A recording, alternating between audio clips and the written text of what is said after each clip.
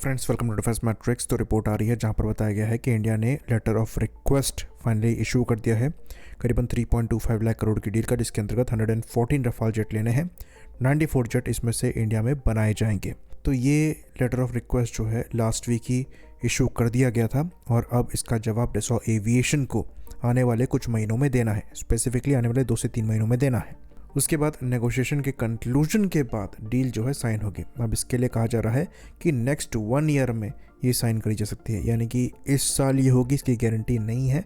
हो सकता है नेक्स्ट ईयर ये साइन हो। तो अभी हमारे जो एयरफोर्स चीफ हैं ये फ्रांस जा रहे हैं। उसके बाद हमारे प्राइम मिनिस्टर नरेंद्र मोदी भी फ्रांस जा रहे हैं, जहाँ पर हो सकता है ये मुद्दा उठाया जाए। तो कहा जा रहा है इस डील के अंतर्गत करीबन 50% एयरक्राफ्ट जो है ये इंडिया में बनाया जा सकता है, यानी कि यहाँ पर लोकली सोर्स कंपोनेंट्स लग सकते हैं। लेकिन ये 50% पार्ट जो है आपको लास्ट के बैच में दिखाई देगा। इनिशियली ये परसेंट काफ़ी कम होगा। तो ये गवर्नमेंट टू गवर्नमेंट डील होगी और कहा जा रहा है कि 31 एडिशनल रफाल्स जो हैं ये नेवी भी ऑर्डर कर सकती है। लेकिन अभी जो लेटर ऑफ रिक्वेस्ट रिलीज़ किया गया है ये खाली 114 रफाल के लिए है, जो कि एयरफोर्स को लेना है। तो इसको लेकर कई चीज़ें हो रही हैं। अब जो यहाँ पर इस डील को अपोज कर रहे हैं हमारे हिसाब से अननेसेसरी है। ये चीज़ ऑलमोस्ट तय है कि ये डील होने ही वाली है, तो अपोज करने का कोई मतलब बनता नहीं है। पर कम से कम ये इंश्योर करना ज़रूरी है कि आईसीडी हमको मिले, जिसकी वजह से हम इसमें अपने खुद के वेपन्स फ्यूचर में लगा भी पाएँ, साथ में अपने डेटा लिंक को और पॉड्स को भी इंटीग्रेट कर पाएँ, जिसके बारे में हमने विस्तार से डिस्कस किया था। बाकी ये 50% लोकली सोर्स्ड होगा, तो ज़्यादातर जो स्पेयर्स के इशू हैं वो हमें इनको ऑपरेट करने में नहीं आने चाहिए अगर हम बड़े नंबर्स में इनको करने वाले हैं। और ये डील काफ़ी एक्सपेंसिव होगी, जैसा कि यहाँ पर बताया गया है कि करीबन 3.25 लाख करोड़ ये कॉस्ट करेगी। तो भी हमने कल डिस्कस किया था कि कैसे ये प्लेटफॉर्म चाइना के J-35 को काउंटर नहीं कर पाएगा अगर पाकिस्तान और लिए जाएंगे। लेकिन हमने साथ में ये भी क्लियर किया था कि ये पाकिस्तान के J-10 से ज़्यादा बेटर है। कमेंट सेक्शन में पाकिस्तानियों ने स्पैम कर दिया था कि J-10 ज़्यादा बेटर एयरक्राफ्ट है। ऑपरेशन सिंदूर में क्या हुआ था, रफाल का हमने क्या किया था। लेकिन ये बात हम आपको बता दें कि ऑप सिंदूर की रियलिटी ये है कि इन प्लेटफॉर्म्स ने अपने ऑपरेशंस को तब कंप्लीट किया था जब इनकी पूरी एयरफोर्स अलर्ट पर थी। उसके बाद सारे टारगेट्स जो हैं प्रिसाइसली हिट हुए थे, और जब इन्होंने मल्टीपल PL-15s लॉन्च करके मल्टीपल रफाल्स को हिट करने की कोशिश करी थी, तो उसमें मैक्सिमम मिसाइल्स जो हैं ये डॉज हुई थी और हमें साबुत मिली हैं। और इसमें एक एयरक्राफ्ट हमने लूज़ कर दिया था, वो भी तब जब हम अगेंस्ट ऑल ऑड्स गए थे।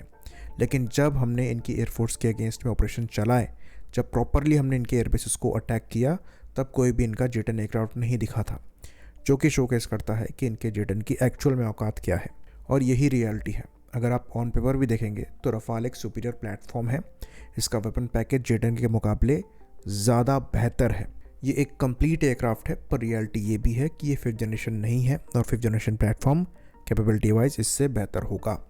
तो अब यहाँ पर आर्ग्यूमेंट लोगों के ये हैं कि अब ये प्रोग्राम जो है, क्योंकि हम इसमें इतना ज़्यादा पैसा लगा रहे हैं, ये तेजस मार्क 2 के आर्मका के ऑर्डर खा सकता है। अभी तक इसका कोई कंफर्मेशन नहीं आया है। और जहाँ तक हमारी रिक्वायरमेंट एग्जिस्ट करती है, इन 114 एयरक्राफ्ट के बावजूद हमें बहुत बड़े नंबर्स में 4.5 जन प्लेटफॉर्म्स और 5th जनरेशन प्लेटफॉर्म्स चाहिए। तो अगर पैसा यहाँ पर बार नहीं है तो रिक्वायरमेंट पूरी नहीं हो रही है 114 एयरक्राफ्ट के बावजूद। तो ये चीज़ आर्ग्यू करना कि 114 हमने रफाल ले लिए तो तेजस मार्क 2 और आर्मका खा जाएगा, बिल्कुल गलत बात होगी। इवन अगर आप 114 रफाल के बाद 100 के अराउंड Su-57 भी ले लेते हैं, तब भी आपको कम से कम 120 जो इनिशियल रिक्वायरमेंट तेजस मार्क 2 की रखी गई है और 120 जो आर्मका की इनिशियल रिक्वायरमेंट रखी गई है, वो आपको चाहिए ही चाहिए स्क्वाड्रन संख्या को मेंटेन करने के लिए। वहीं पर आने वाले 10-15 साल का जो गोल है उसमें तो आपको 50 के ऊपर स्क्वाड्रन्स रखने हैं। तो नंबर्स यहाँ पर पूरे नहीं हो रहे हैं, भले ही आप इतने बड़े नंबर्स में इन प्लेटफॉर्म्स को इंपोर्ट कर लें। खाली यहाँ पर जो कंसर्न होना चाहिए वो पैसे को लेकर होना चाहिए।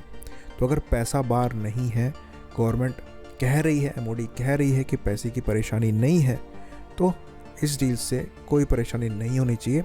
अगर हमें ICD यहाँ पर दिया जा रहा है, इस प्लेटफॉर्म पर हमारा कंट्रोल है, तो रिक्वायरमेंट डेफिनेटली एग्जिस्ट करती है कि जो तेजस मार्क 2 और आर्मका जैसे प्रोग्राम है जो कि अमेरिका पर डिपेंडेंट हैं, अगर वो कॉम्प्रोमाइज़ होते हैं तब भी कुछ प्लेटफॉर्म्स एयरफोर्स के पास आते रहें।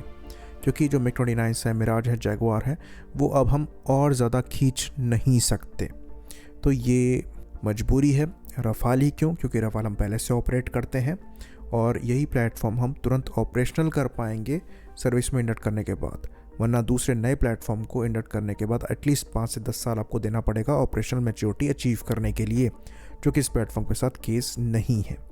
हमारा कंसर्न यहाँ पर रफाल का प्रिक्योरमेंट नहीं है, हमारा कंसर्न पहला आईसीडी है, दूसरा इनका जल्द प्रिक्योरमेंट है, क्योंकि समय हमारे पास नहीं है। बाकी हम इस आर्ग्यूमेंट के भी पूरे अगेंस्ट में कि आप रफाल से 5th generation fighter platform counter कर पाएंगे।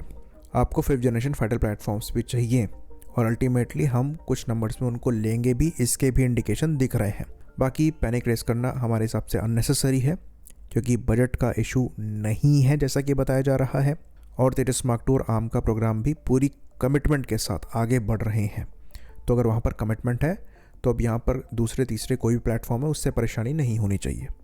आई होप इन्फॉर्मेशन यहाँ पर क्लियर रही हो। इसी बात पर इस वीडियो को हम ख़त्म करेंगे। लाइक करिए, सब्सक्राइब करिए। जय हिंद।